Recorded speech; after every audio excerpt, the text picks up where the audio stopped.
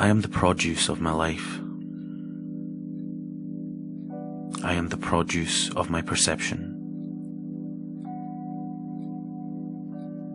I'm a produce of the people I meet. I am a produce of the world that has helped shape me. I am the past that haunts me, and I am the future that engulfs me. I am that road that I fear so, and fear finding out why I fear this road. I'm a thing, no different from billions of other things that roam this wretched planet. I'm the thing that is moldable to their lifestyle. I am the scream that is stuck at the top of my throat. I am the words I could never muster to say. I am the family that I could never keep together. I'm that get-rich-fast dream I could never reach. I am the failures I remember and the lessons that don't stick quite so well. I'm that job I never got, the friends I never held on to, and the relationships that ate me up and spat me out. I'm the main character in a sad fucking movie.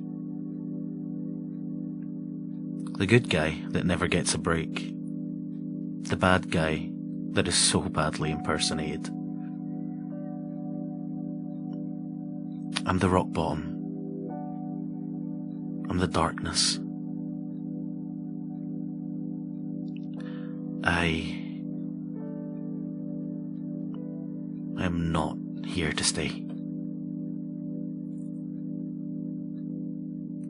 Welcome to episode 7 of Mindful Self-Indulgence. So here we are for episode 7 of the show, and you have just listened to my very new blog post, which is a bit dark, I must admit, but I had a lot of fun writing it, and I hope you guys really enjoy it as well. There is, I try to be a bit smart with this one, and I try to convey sort of different extremes that we end up dealing with our mental health. So I hope that you guys can kind of see what I was trying to really do there. But yeah, so we left last episode with a really cool topic, which was transactional analysis, and I've had a really positive feedback about this topic. It's one of those things that's always in our life, and I knew that a lot of people would kind of connect with it. And we are kind of going to kind of touch on it today, because we're talking about quite an important topic and quite an important thing that is a huge thing in really everyone's life, which is kind of psychology in the workplace. And well, not psychology in the workplace, that sounds too like do this and don't do that. It's just more of like psychology at work. And the interesting thing about this episode is I've found it really difficult to do any research for it, because most things out there are do this and don't do that, and this is a positive mindset and this is a negative mindset, and you'll succeed if you do this, and this is how to have a mindset to make you a lot of money. And I was just like, this is not what I'm looking to do at all. So get ready to hear a lot of just me talking at you. I don't think today's episode will be as long as most of the other ones, but we'll see how it goes. But before we get into the topic as well, I want to do the usual having a chat with you guys before I start the episode, telling you all about our Patreon page, which you can find at patreon.com/mindful self-indulgence podcast. The podcast is mainly supported by you guys who listen to this. We do have a few supporters already, and it's absolutely brilliant because it's a way for me to invest a bit into the podcast and make it a bit better as we go, without having to kind of look into sponsors and adverts and stuff like that, because the more that you have of sponsors and stuff, I think they try and kind of tell you can say this and you can't say this, and I'm not entirely sure about that, but I would imagine that would be a case. You know, if you're a sponsor, you don't want to be a part of an episode or a show that would say this word or say that word. So I would like to make it as kind of a group thing as much as possible, and I'm constantly trying to look for guests. I'm trying to get new equipment. I'm hoping to add a few new segments to the podcast as well, so that would be quite cool if we can do that. But that always starts by you. Now, the podcast will always stay free. I will never make this podcast something that anyone has to pay for. So if you enjoy the podcast and you can't really support, that's absolutely fine. But if you can, if you think Omar's quite a cool guy, I would take him out for a cup of coffee or a drink or something, then, you know, £1, £2, £5, £10 would be absolutely amazing as a patron, and you would get some extra things for becoming a patron as well, which is you'd get access to, usually I do a day early access to the podcast, because like I say, I do want to leave it as unmonetized as possible, and I want the people that, you know, they can't really support or give any money to be able to listen to the podcast as well. But for the people that are willing to support, you will get the podcast a day early, and you will get a little bit of extra content, which I call my mind farts.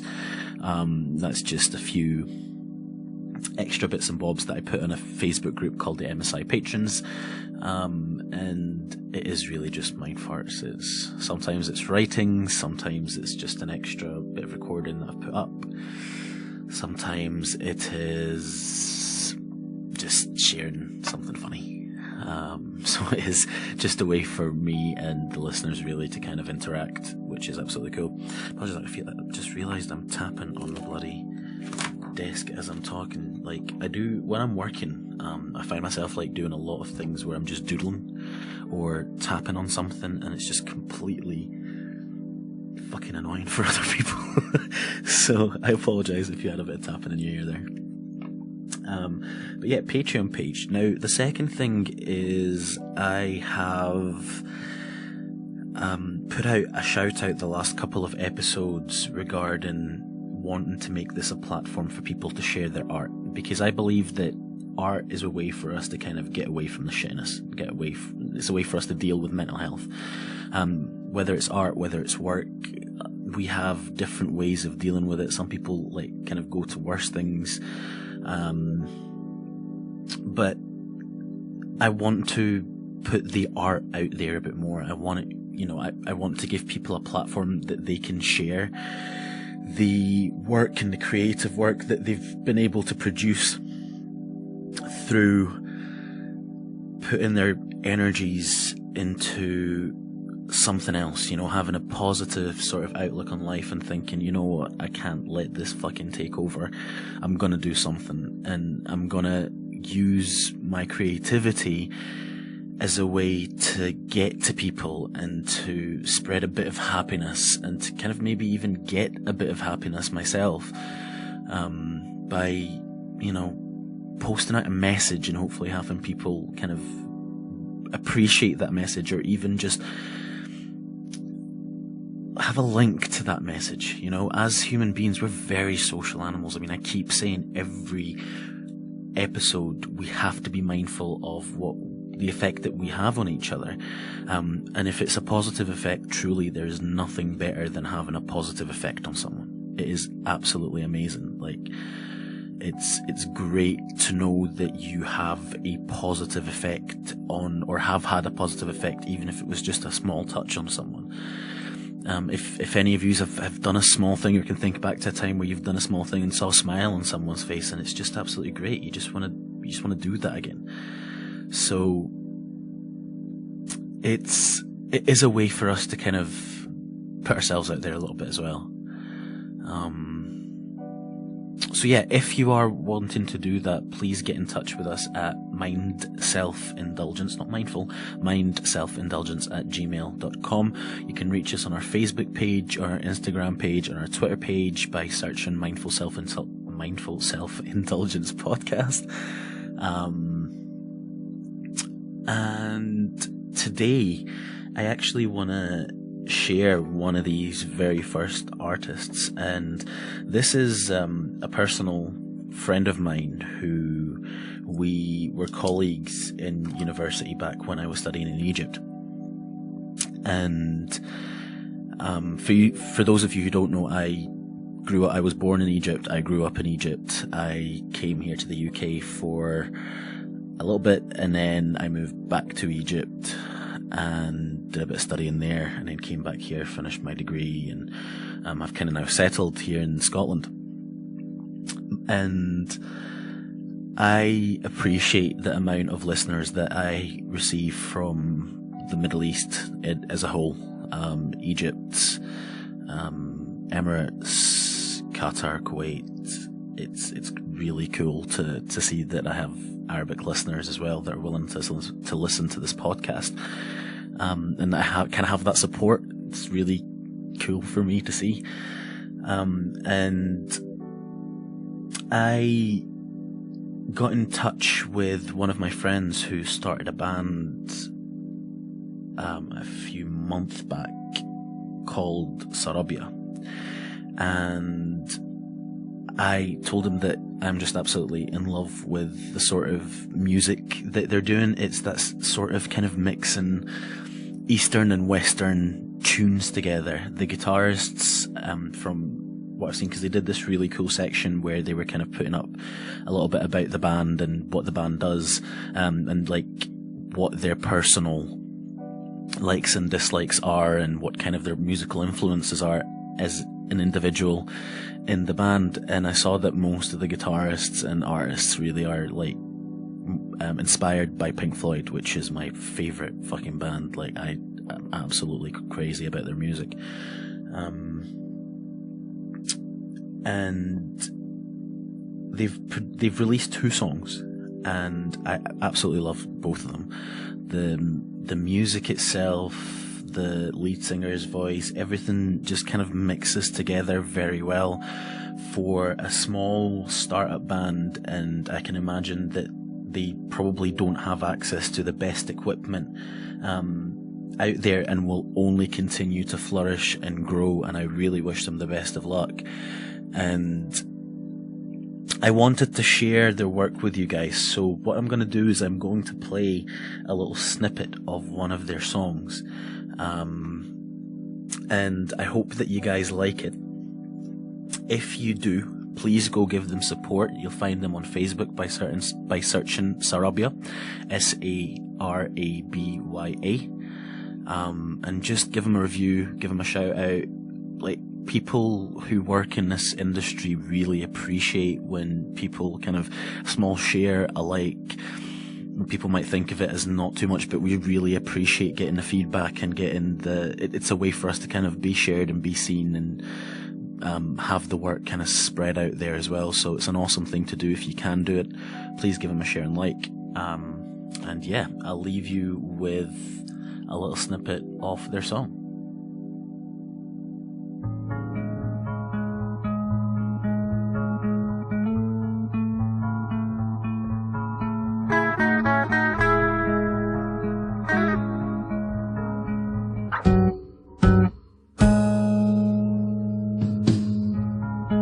صدري ما ينبذ الخير صراخا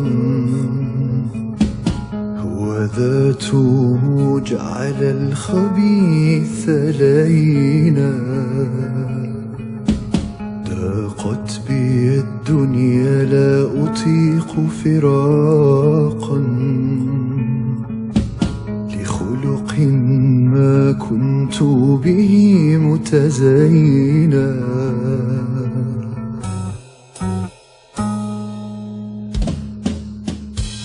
فيا الله تجاوز عن.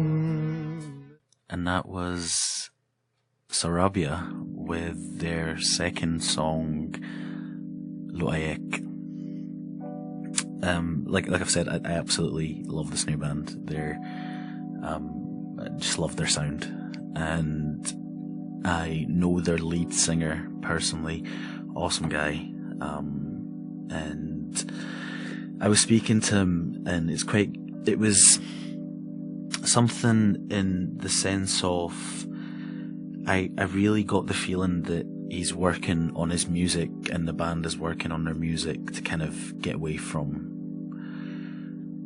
the stresses of life. You know, there's a lot of people out there who realise that life's just complete and utter chaos, and we can either deal with it or just completely give up to it. And I find it awesome when people use creativity and art to get themselves out there and kind of deal with the shitness of the chaos of life. And you'll realise that, and you'll see that in a lot of their lyrics. You'll see that in a lot of the lyrics, and I would recommend very much so to go give them a follow. Again, Sarabia, Sarabia. If you look for them on Facebook, you should find them and their music. I was trying to look for their music on other platforms, but maybe because I was searching in English, maybe they have themselves on other platforms, but in Arabic. But I'm 100% sure that they are on Facebook, so you could easily find them that way. Like I say, give them a share, give them a follow, and just give them a shout out if you do enjoy their music, which I'm sure you will. So that's that part of the podcast for the day. 16 minutes in, and we'll definitely get into today's topic, which, as I've mentioned, is kind of all about psychology and mental health in the workplace. Work environment. Now,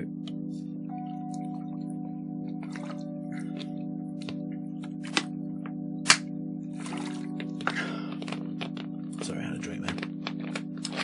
Work environment is something that's always in our life. You don't really get away from your work, do you?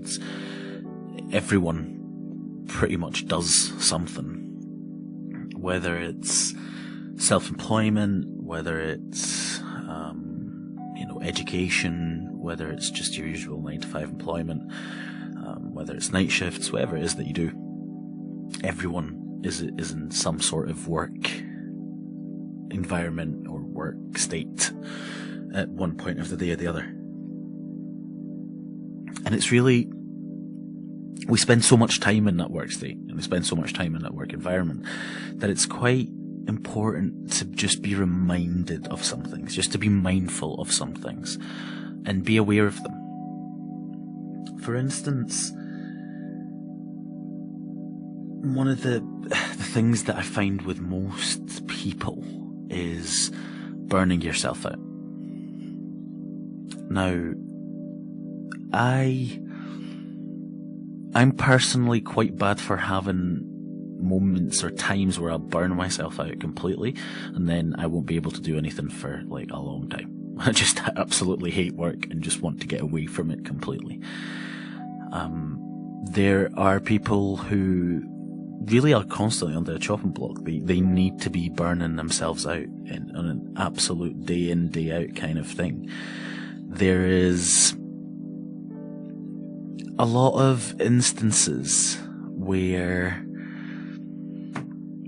we work in certain things and we end up wanting to kind of give so much passion to that thing, give so much passion to what it is that we are doing, and we end up kind of forgetting about ourselves. We end up forgetting about what it is that we're working for, I think is probably the best way to kind of say it. Because when it comes to most people working, most people work for something, right? Whatever it is that motivates them. Whether it's monetary value, whether it's to have a better life, whether it's to finance something else that will make them happy, whatever it is that you're working for. But at the end of the day, you're working for happiness, really. I mean, even if you're working for something completely charitable and someone else, you're working for happiness. And it's extremely important to understand and realize that happiness stems from yourself outwards. You need to be happy, or you need to at least be content, to be able to kind of mirror that outwards in everything that you do. If you're someone who's working for a really good purpose, but you're making your life miserable and everyone else's life around you miserable, then what really is the point? What are you doing? What are you doing that for? You know, I know a lot of people that work towards, like getting a lot of money to get something. But by the time they get that thing, they're so fucking depressed and they just cannot be bothered. So it's like, I mean, I've been in the situation before where I've had to kind of go like, what the fuck am I doing? Like, why? I'm working on this thing. It's making me incredibly upset. And it's making me incredibly stressed out that I don't even want to work on this anymore. I've ended up hating the project. This is something that I've had. I mean, I graduated, and quite soon after I graduated, I got stuck in small businesses and in self-employment and working for myself and starting my own business and then directing a business. So I've had a lot of situations where I was working on something, and when you work on something new, you feel the need to kind of burn yourself out. You're like, I'm working so hard now, and if I work really, really fucking hard now, tomorrow's gonna be better. The whole concept of, you know, it doesn't matter if I'm happy now, because if I'm happy tomorrow, then that's cool, but then you realise that tomorrow's not here, and even when whatever it is that you thought tomorrow was comes, what's your next challenge? What's your next objective? Finding contentness and happiness in the now is the best way to go forward. But there's been a lot of things where I've burnt myself out. Well, not burnt myself out, but like I've worked on something without any sort of payment or appreciation or any sort of positive value to me, except for the fact that tomorrow's going to be better. And because I've not taken my time with that, because I didn't find content in working for tomorrow, I was burning myself out working for tomorrow. It didn't really work out for me. I found myself just to be completely depressed, and I ended up hating a complete project. I didn't want to do anything for it. So I ended up shutting a couple down, or leaving them dormant, or coming back to them later, or just not doing as good a job as I probably would have done. There's been situations though where even though I don't like what I'm doing at that moment, I've just had to find some sort of contentment in it, because it gets the day by. I work in a job where mainly it's just to finance my life and my happiness. I don't work in a job to work for that job. Yeah, I very much care about the business that I work in, but I don't work in that, like, I wouldn't sacrifice my happiness for it. I wouldn't sacrifice my partner's happiness for it. I wouldn't sacrifice my family's happiness for it, because that just comes and goes. Like, that shit just comes and it goes, work and life and jobs. And I'm 27 and I've worked in so many fucking jobs, like so many different industries, so many different jobs, so many different managers, so many different types of people. And like so many fucking toxic people that have had a huge impact on my life. And the biggest thing that I have probably dealt with personally, excuse me, the biggest thing that I have dealt with personally is narcissism. Like, when you work in the sort of business sector, I think what usually happens is you work in your own business and you realize that you're having to interact with so many people, and there's so many different motivations to people that you're working with and with people that you're working with. So you end up like there's so many sort of clashes, and you end up kind of getting fucked over quite a lot. And by the time you've, passed your first sort of 5 years, you want to build this sort of shell of like dickiness and narcissism around you of, I've reached this stage. There's definitely nothing that's going to come and break me down. You'll definitely notice that if you work in a sort of small to medium sort of sector, yeah, you get some amazing business owners that are out there to do some amazing work. But I've dealt with some ridiculously minded and sort of childish and narcissistic and very sort of, I know what's right, I am doing it in the best way kind of thing, and not much thought or not much mindfulness to the effect that person would have on other people, on the employees, on their business. It's been, at some points it was a painful journey, at some points it's an emotional journey. I mean, you have to learn how to separate your business and your personal life, and you have to learn how to separate between your personal times and sort of your personal emotions and feelings and your business. But sometimes it's really fucking difficult. Like, sometimes it is just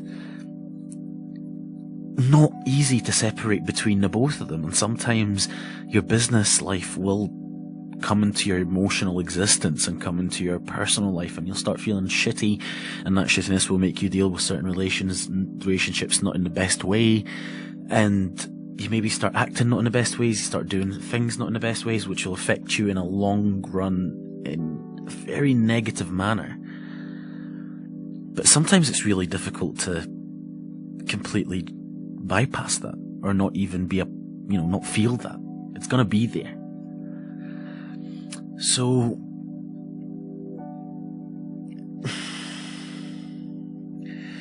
you learn to kind of get by somehow. You learn to kind of deal with toxic people. You learn that your mentality and your perception is probably one of the most important things. I saw one of my friends had posted one of those kind of memes the other day, which I'm hoping to find somewhere so I can put up on our social media, which was, if you have a passion for something, if you know the direction that you're going in, if you know what it is that you're wanting to do, you'll get knocked down and knocked down and knocked down, but you'll end up getting back up. You'll end up getting on that road again. You might divert a little bit, but you'll still end up coming back on that road again. That doesn't mean that you're crazy. Well, not all the time. Not all the time.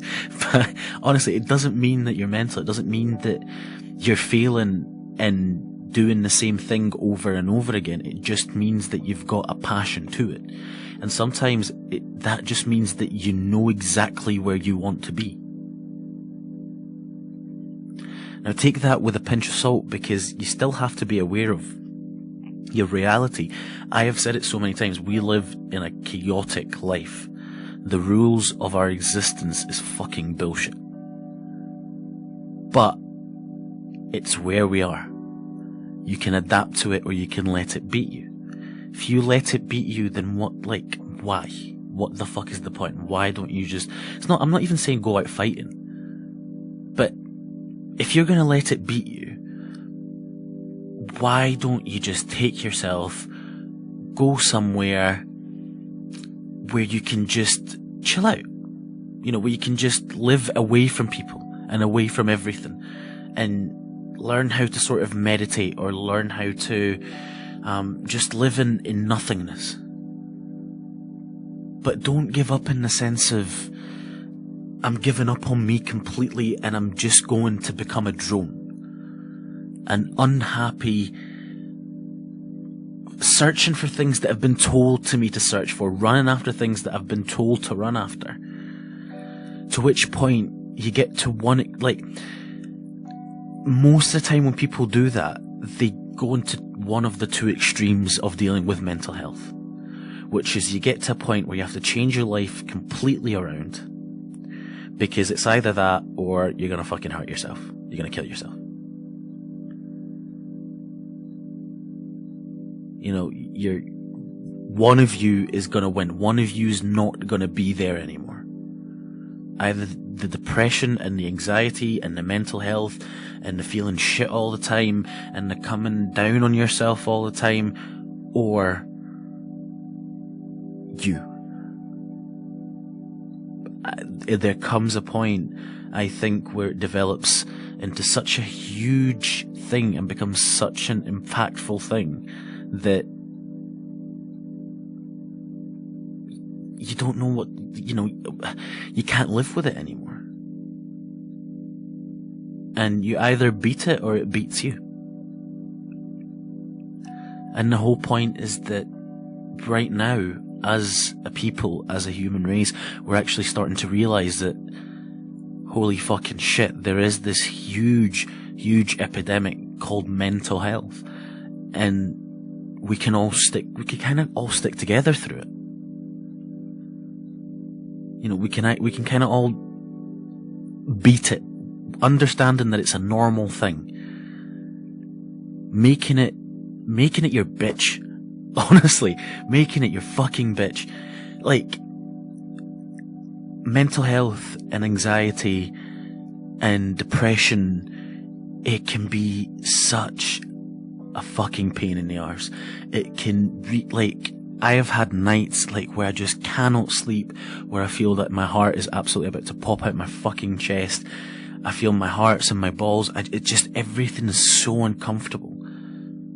I'm just I would generally rather just be underground. It can get to a horrible, horrible stage and a horrible mindset. And I don't think that I'm probably dealing with the worst sort of case out there. I think I have something inside me that can switch it off after a while, but God, before it can, it's awful. It is absolutely awful. But I think it can be beaten. I mean, the amount of stories and people and where I can even get myself from where I was. Sometimes all it takes is just that change of something, that click in your life, beating that fear and changing something in your life can have a huge, huge, huge impact on who you are and what you're going to do and who you're going to be and how happy you are and what your mindset is. I've actually ended up talking about one of the things, or one of the bullet points that I wanted to touch on, which is you're going to deal with toxic people in your life. We were talking about transactional analysis. Use that shit. You understand that some people are going to try and parent you. Sometimes people are going to be in their parent phase and they're going to go into their really controlling, really dicky parent state that's going to try and tell you what to do, even if there's no reason. And that shit will get to you. But you can become an adult and deal with it there and then. Sometimes you'll have childish people who are literally throwing tantrums in the most passive, aggressive of ways, playing the biggest games and playing the most ridiculous things where you're just sitting there and you're like, I mean, how are you like this? How can someone like yourself who is in a managerial role or who owns a business or who is in such a big, entrusted with such responsibility can be like this? But again, you can deal with it in an adult manner. Use that fucking shit. One of the main reasons that I'm wanting to kind of learn and take this journey, and I'm guessing that a lot of people are exactly the same, is that you want to know what it is that your brain does. Why is it that my brain, when this happens, reacts in this way? And why is that person reacting in that way?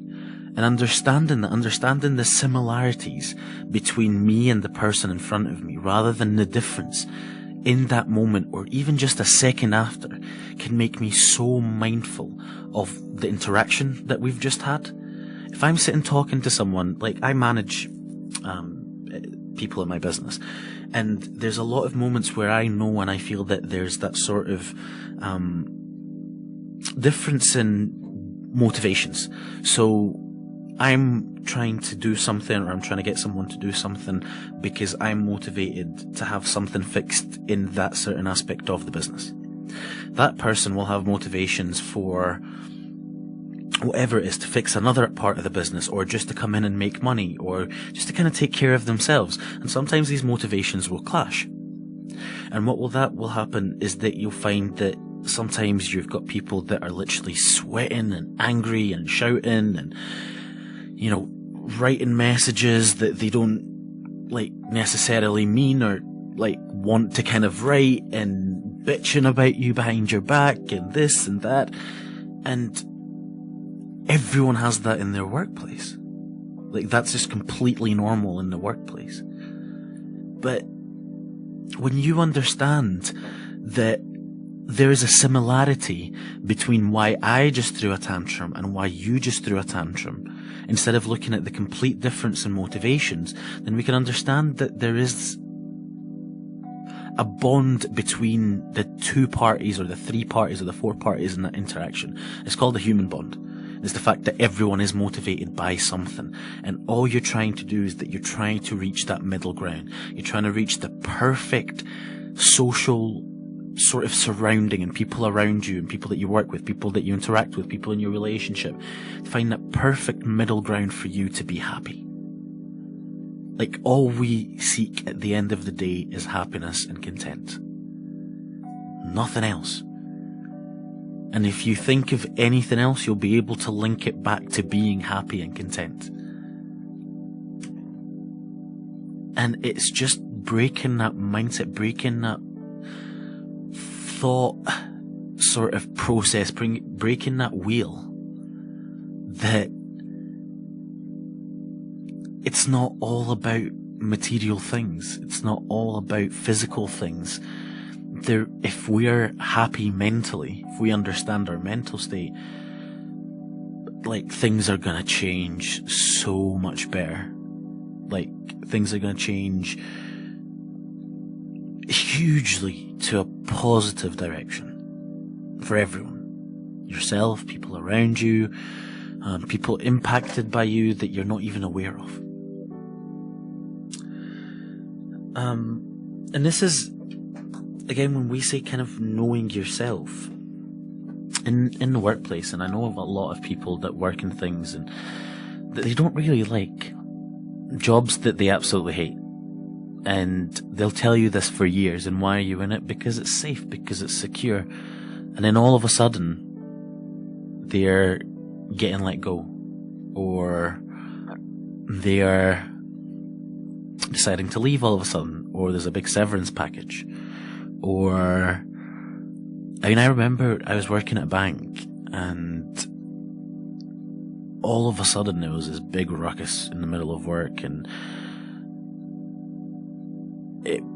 just people shouting, and, you know, hearing people crying. I was wondering what the fuck was going on, and apparently a huge amount of managers just got let go. Just within a day, people that have been working there for years were just let go. And if you're doing that, if you're working for years, unhappily, for a job that is just gonna let you go, then what the fuck's the point? Like, where's the safety in that? Where's the happiness in that? What did you get out of that? I used to always say that everyone should work for themselves. Everyone should be self-employed, and everyone should make their own business, but that's not the way that life works. Not everyone is the same. Not everyone will do the exact same thing. But everyone should be happy in whatever the fuck they're doing.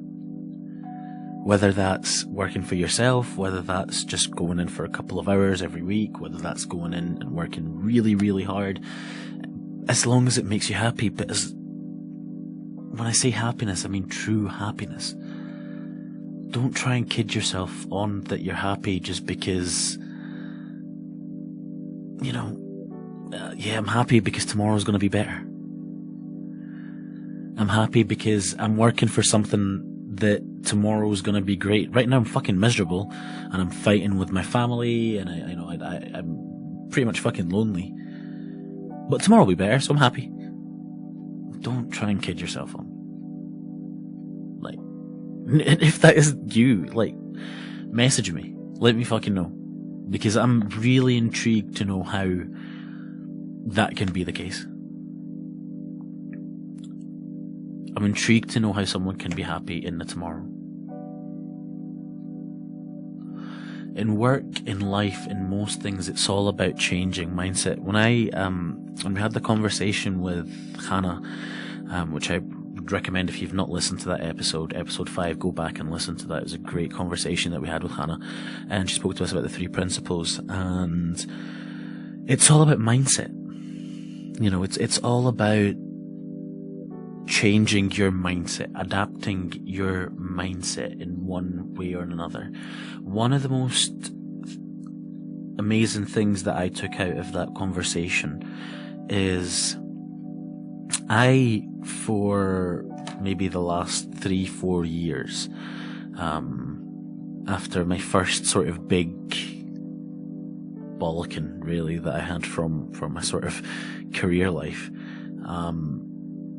I've been searching for how to deal with my mental health in a positive way, how to kind of keep cracking on. And I've been looking at all these different sort of ways. Well, I'll meditate and I'll do this and I'll do that and I'll do this and I'll do that. But sometimes I don't want to meditate. Sometimes I don't want to do this. Sometimes I don't want to walk. And when I don't do it, then I have a go at myself for not doing it. But I'm trying to look for the one thing that's going to make me happy. But again, contentment is inside you. The only way that you're going to find it and that you're going to be happy with it is if you find it inside yourself. I think we're going to leave it here today. But again, like every episode, I'm going to remind you to be mindful about what you do. Be mindful about your actions, about who you interact with, about how you interact with them, about your happiness, about the happiness of the people around you. Mindfulness, we are not selfish animals that live just for ourselves and what we call our family. We're not. We are complete and utter social animals that want to help each other, want to help our society. It's just the way our psychology is. There is some oddity from that. You will find people that are odd from that, and that's fair enough. But most people are completely social animals. That's why we long for friends. And I'm not saying go make friends with everyone. Like, I'm certainly not. I'm quite the introvert. But when I do have an interaction with someone, I try and make that as a positive interaction as I possibly can. Because there's no point of it being negative. It doesn't help me. It doesn't help them. If people want to take that in a negative way, then that's fine. That's up to them. But I always want to try to keep everything in a positive manner.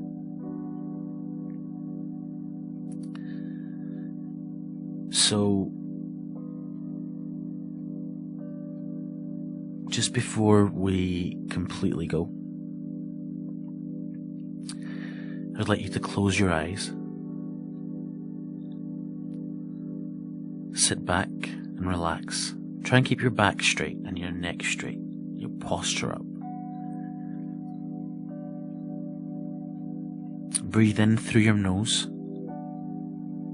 and out through your mouth,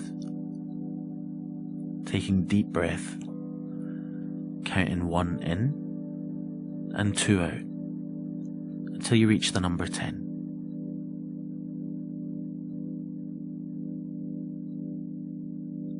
1, 2, 3, 4. Can you feel your lungs or your stomach expanding? Can you feel the air going through your lungs? Focus on yourself, on your senses, on how you feel there and then.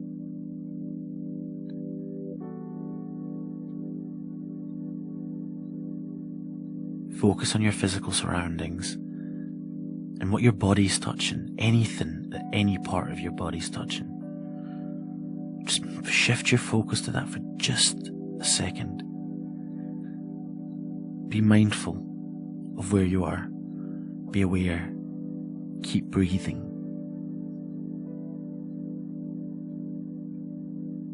Stay in peace. Take care of yourself. And remain mindful. Till next week.